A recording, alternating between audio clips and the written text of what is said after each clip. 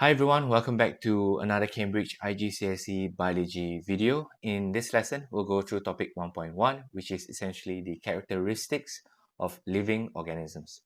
We'll discuss all the core content, which covers the foundation of the topic, and we'll cover the supplementary content as well, so you are better prepared for your examination.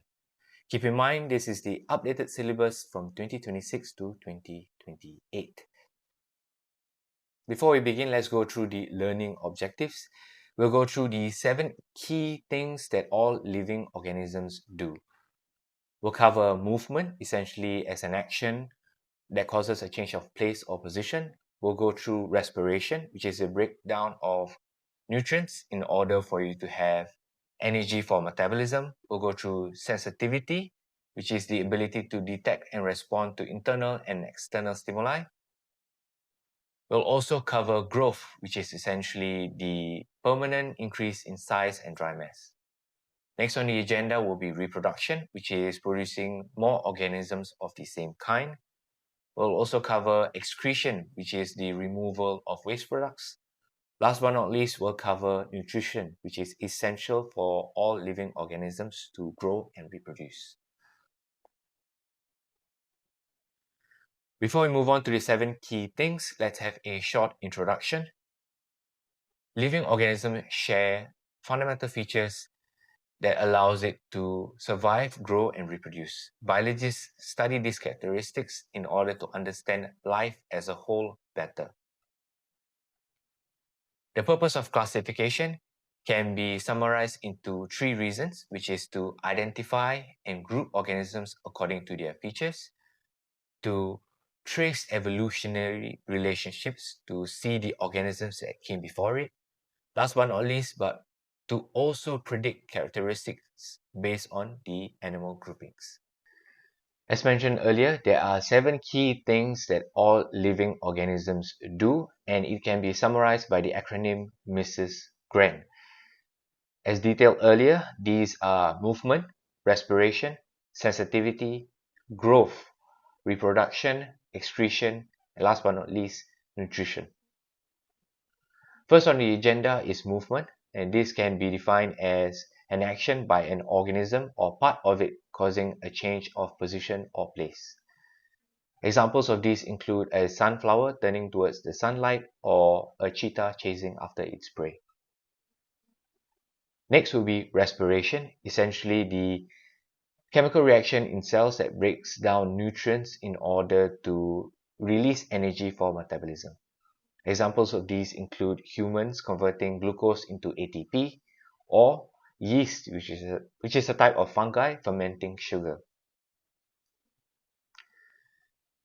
Next will be sensitivity, which is the ability to detect and respond to changes in internal and external conditions.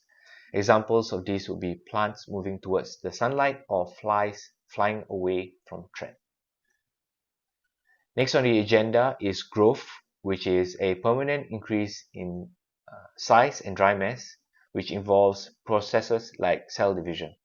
Examples of these include a child growing to an adult or a seedling growing into a tree. Next on the agenda is reproduction, which is essential for all living organisms to ensure species continuation throughout the generation. Essentially, it can be simply defined as producing more organisms of the same kind. To put it simply, it is essentially living organisms such as animals mating or single-cell organisms replicating more of itself.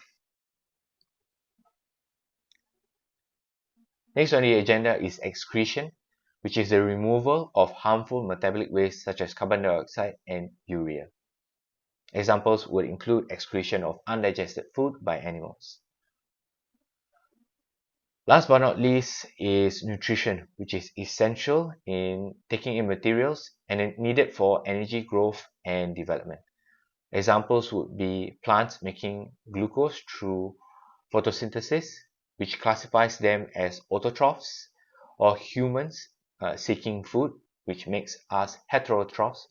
Basically means that we don't make our own food, we seek out food. Last but not least is saprotrophs, which is mushrooms feeding on decaying matter. I like to end off all my videos with a recap of the learning objectives to see if you understand what we have covered. And as mentioned earlier, we've covered movement, respiration, sensitivity. We have also covered growth, reproduction, excretion, and nutrition. To cap off the video, here is an active recall question to test your knowledge so far. So the question is, some life processes of living organisms are listed below: breathing, sensitivity, excretion, photosynthesis, and reproduction. So which of these are actually part of the processes listed under Mrs. Grant? Once you have your answer listed down or written down, here is the answer to the active recall question. The answer is actually B, because Mrs. Grant, as we've detailed a lot in this video, stands for movement, respiration, sensitivity, growth, reproduction, excretion, and nutrition. Breathing is related to respiration, which is actually a mistake that a lot of students make. It is not part of Mrs. Grant. It is closely related to respiration, but it's not the same process. Same goes for photosynthesis, which is listed under nutrition, which is the N in Mrs. Grant. So that's it. That's everything you need to know for topic 1.1, and all the best for your examination.